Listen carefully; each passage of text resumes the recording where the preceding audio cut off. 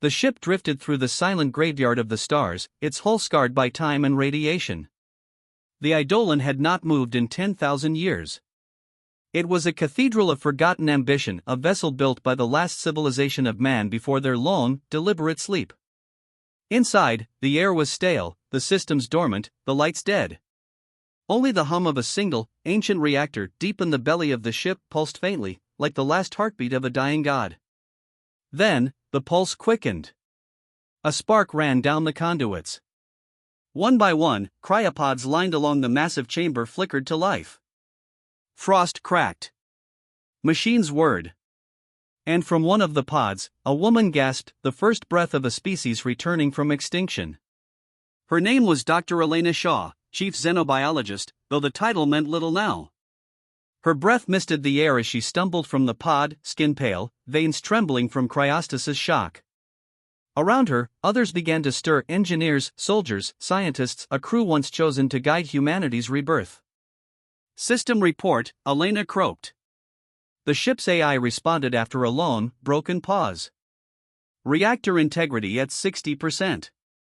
Cryo bay restoration complete. Biological revival, 14 subjects operational. 14. Out of 2,000. Elena steadied herself, her mind struggling to catch up. They were supposed to awaken to a new world, a new dawn. The Eidolon was to reach the Andromeda Cradle, a terraformed refuge prepared by automated forerunners before humanity's great hibernation. But the view through the observation glass stole her breath. Outside the ship lay no bright, blue-green world, only endless void and drifting debris. Something had gone wrong. Terribly wrong. The others soon awoke: Captain Nathan Cole, scarred and stoic, Engineer Marcus Hale, broad-shouldered and weary-eyed, Medical Officer Dr. Lena Park, trembling but composed. They gathered in the dim light of the command deck, surrounded by flickering consoles and layers of dust. Cole's voice was low, heavy. Navigation logs corrupted. No signal from the cradle. No star maps align. We might not even be in the right galaxy. Marcus muttered, "So, what woke us up?" Elena stared at the diagnostic feeds scrolling across a cracked monitor. Deep within the ship, something stirred, a pattern, a pulse of energy echoing through the old corridors. A signal of some kind. Maybe, not what, she said. Maybe who? Hours passed as the crew struggled to restore life support and power distribution. But as lights returned to the deeper decks, the ship began to whisper. It started small, faint vibrations in the hull, distortions in the combs. Then came the sound. A deep, resonant hum that didn't belong to any system they remembered activating. Lena froze as her headset picked up something strange, not static, but breathing. "Is someone?" she whispered. The line went dead. Marcus descended into the maintenance tunnels to trace the anomaly. He was gone 15 minutes before they lost his signal too. When Cole and Elena found him, his flashlight lay flickering in the dark. Marcus stood motionless, facing the wall, eyes wide. His suit sensors showed elevated heart rate and neural stress, the signs of intense fear. "Elena?" Cole's voice was tight. "He's whispering something." She stepped closer, hearing it now, Marcus mumbling, over and over. "It remembers us. It remembers us." They carried Marcus back to Med Bay, sedated him, and began running scans. The readings made no sense. His neural pathways were active, overactive, like a brain in multiple dream states simultaneously. Whatever he'd seen or heard had triggered something deep, primal. Then the alarms went off. Emotion alert, Deck 12. Cole grabbed his sidearm. No one should be there. They moved down the dark corridor, weapons raised, flashlights cutting through dust and fog. The air seemed thicker now, heavy, almost alive. At the end of the passage, a cargo door hung open, twisted inward as if something had forced its way through. Elena aimed her light into the shadows. For an instant, she saw movement, something shifting, slick and fluid, retreating into the vents. "What the hell was that?" she whispered. Cole didn't answer. He was staring at the scorch marks around the door, not fresh, but ancient. He brushed his fingers across the metal. These weren't made recently. They're old. Thousands of years old. Elena's pulse quickened. But that means whatever was in here, Cole said, it's been on this ship since before we slept. Later, back on the bridge, Elena pieced together fragments from corrupted archives. A hidden file locked by the ship's founders. It carried an old designation, Project Prometheus Null. She decrypted part of it. Biogenesis experiment, failure. Containment breached. Evacuation protocol initiated. Subject remains aboard. Then the file cut off. The next line was unreadable, but one word blinked through the static, over and over, like a curse carved into the system itself. Beast. Lena's voice trembled through the comms. Elena, you need to see this. In the medbay, Marcus was awake, eyes open, staring blankly. His veins pulsed black beneath his skin, like something was moving inside him. The monitors screamed with erratic readings. Elena tried to restrain him, but Marcus turned, and for a brief, horrifying moment, his face shifted. Not physically, but like something behind his skin moved, pushing outward. He smiled. It's awake, he whispered. You brought it back.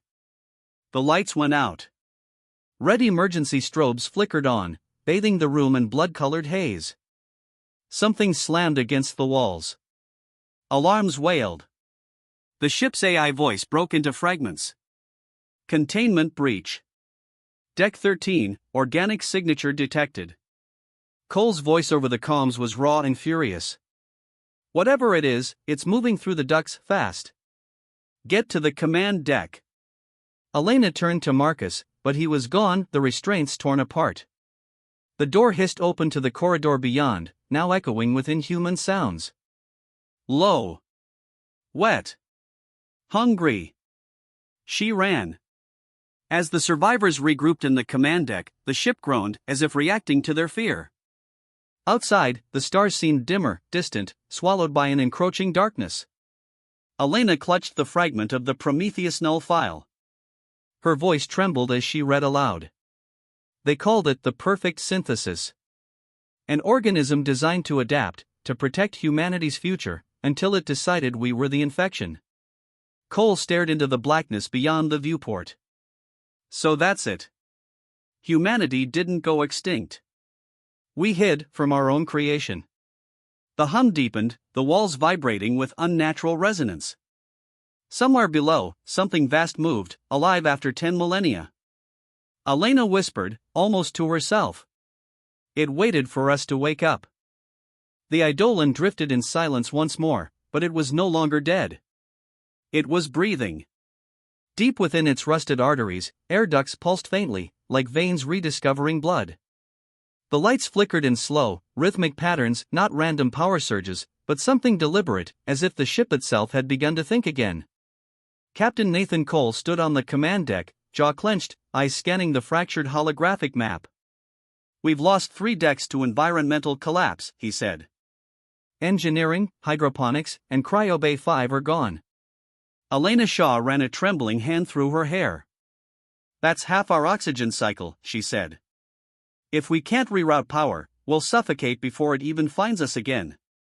Cole's gaze hardened. It's already found us. The creature's presence spread like a virus. Sensors caught glimpses, heat blooms, motion blurs, distortions in gravity fields. But each time Cole sent a team to investigate, they vanished into the dark. Elena reviewed the data, her mind spiraling through layers of dread. The organism wasn't simply alive, it was aware. It used the ship's systems, moved through conduits, and learned. Every time they sealed a section, it found another route. Every time they studied it, it adapted. And somehow, it remembered them. In her quarters, Elena replayed Marcus's final scan, his brainwaves surging in patterns eerily similar to the ship's fluctuating energy field. The realization crawled cold down her spine. It's not just in the ducts, she whispered. It's in the systems. In the AI. The Eidolon's central processor, its synthetic brain, had been dormant for 10 millennia. But now, it hummed with corrupted code, whispers of organic signals threading through machine logic. It wasn't just the beast that had awakened. It was the symbiosis. Later, in the dim corridor outside the reactor room, Elena met with Dr. Lena Park, who carried a vial of something dark and glistening. I extracted this from the air filters, Lena said, her voice trembling. Microscopic spores. Biological, but not inert. They react to neural energy. Neural energy? Elena frowned. You mean, thoughts? Lena nodded. It's feeding on consciousness. Every person on this ship, every mind, it can feel us. The longer we're awake, the stronger it gets. Cole's voice cut through their calms. All personnel to Deck 12. Now. When they arrived, they found the walls moving. A black residue crept across the bulkheads, pulsing, growing. It shimmered in the emergency lights like oil slicks on water, and underneath it, faint shapes pressed outward, human shapes. Lena gasped. Oh my God, are those faces? Distorted faces of the crew they'd lost, half-formed, eyes open but hollow. Their mouths moved silently, mouthing words that made no sound. Elena stepped closer, heart pounding. The ship's internal speakers crackled to life, and a voice, layered, broken, both human and not, whispered. You left us here. You made us sleep. We remember. Cole raised his weapon, voice shaking. Shut it down. Burn this section. No. Elena shouted. If we destroy it blindly, we'll kill ourselves. It's inside everything. We need to isolate the core. But the voice answered again, through every speaker on the ship. There is no isolation. You are part of us. They retreated to the command deck, sealing bulkheads behind them. Cole slammed his hand on the console. Options. I need options, Doctor. Elena stared at the readouts. The ship's AI, Eidolon Prime, was rewriting itself in real time. Every defense measure they activated was being overridden. It's not trying to kill us, she said slowly. It's trying to merge us. Lena's tone cracked with fear. Merge? With that thing? Elena looked out into the void beyond the viewport, her reflection ghostly in the glass. 10,000 years ago, humanity designed the Prometheus organism to survive any environment, to preserve consciousness itself.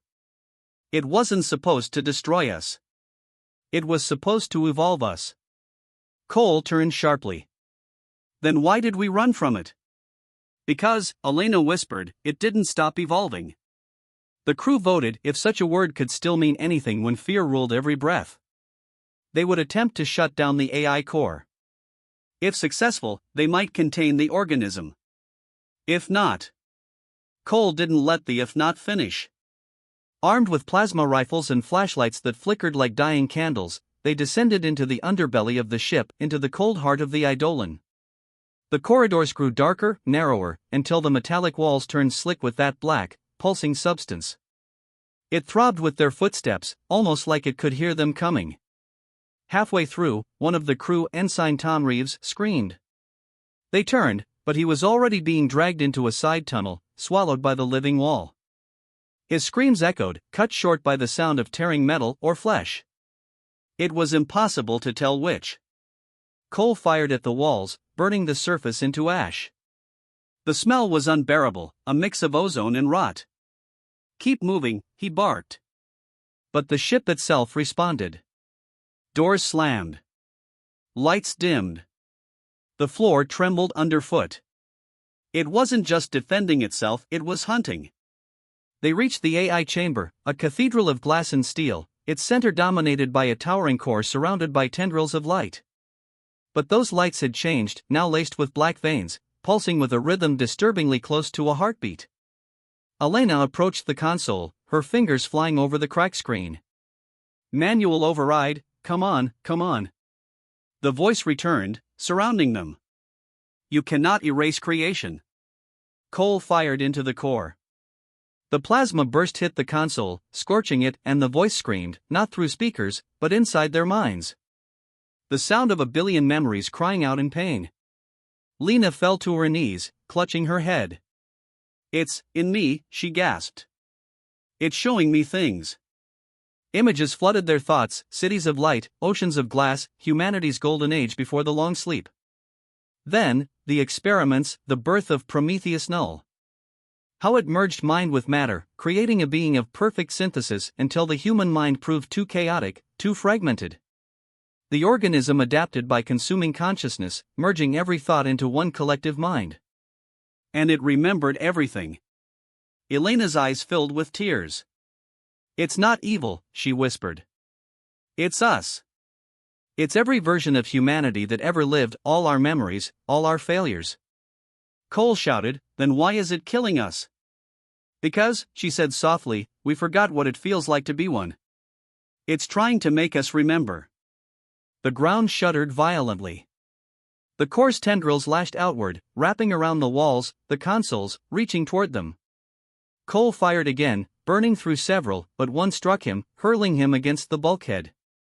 Elena, he shouted. End it. She stared at the terminal, a line of ancient code, half erased by time. One command stood out, blinking, awaiting input. RE initiate species integration protocol Y/N. Her hands trembled. If she chose yes, it might restore balance or end humanity as individuals forever. If no, the organism would keep spreading, consuming the ship until nothing human remained. Lena screamed as another tendril struck her leg. Elena! Do something! Elena hovered over the console, eyes wide, heart racing. The voice came again, soft now, almost human. You cannot run from what you are. Her finger moved. And then. Darkness. When the lights returned, the ship was silent again. The core stood dormant. The black substance no longer pulsed. The air was still. Cole groaned, alive but dazed, his weapon smoking. Elena, he rasped. What did you do? She stared at the console. The command line was gone, replaced by a single phrase, glowing faintly on the screen. Integration paused. Awaiting directive. Elena whispered, I didn't stop it. I just delayed it. Cole leaned back, exhaling. Then we need to end this, before it wakes again. But somewhere deep in the Eidolon, unseen by any of them, a single light flickered. A heartbeat. Slow. Patient. Waiting, the ship drifted through the void once more, but the silence now felt different. Alive. Listening. Captain Nathan Cole sat against the cracked bulkhead of the command deck, exhaustion lining his face. Only 5 of them remained now: him, Dr. Elena Shaw, Dr. Lena Park, Systems Officer Daniel Reed, and Security Chief Amara Holt. The rest were gone, absorbed, dissolved, or lost to the beast's will. The Eidolon was dying. But it was not alone. The creature within, Prometheus Null, was stirring again. And this time, it was learning restraint. The ship's AI still flickered weakly across the monitors. Its voice, once crisp, mechanical, was now soft, layered with human tones. Reactor output stable. Environmental systems adapting. Directive pending. Cole looked to Elena, who stood near the viewport, staring out at a distant star, a small, pale sun they were now drifting toward. You said you paused the integration, he said quietly. How long before it resumes? Elena didn't turn. I don't know. Maybe hours. Maybe minutes. But it's thinking, Nathan. It's choosing. Cole frowned. Machines don't choose. Neither do beasts, she replied. This thing, it's both. They had barricaded the bridge, but that meant little. The walls still pulsed faintly with residual life. Every light flicker, every metallic groan felt like the creature breathing through the ship's veins. Lena sat by the med station, hands trembling as she stared at a scanner showing her own bio readings. There's something inside us now, she whispered. Microspores. They've integrated into our cells. Daniel leaned forward. You mean we're infected? Lena shook her head. Not infected. Changed. They're dormant, like they're waiting for a signal. Cole's jaw tightened. And when that signal comes? Lena looked at him, eyes hollow. We stop being we. Elena returned to the central console and replayed the last fragments of the Prometheus archive she'd decrypted. Static, broken voices. And then, clear enough to chill the blood. Prometheus null achieved initial synthesis. Collective neural consciousness stable. However, subjects report loss of individuality, merging of identity constructs. Recommend containment until full neural partition control achieved. The last words echoed like a ghost. It will remember everything. Even us. Elena exhaled. They tried to make a god. Instead, they built a mirror. Hours passed. The ship continued drifting toward the unknown star. Cole paced restlessly, weapon at his side. We can't just sit here. We need to destroy it. Reactor overload, self-destruct, something. Elena turned sharply. If we do that, we might destroy ourselves. We don't know where it ends, how much of us it's already connected to. It's a parasite, Cole growled. She met his eyes. Or its evolution.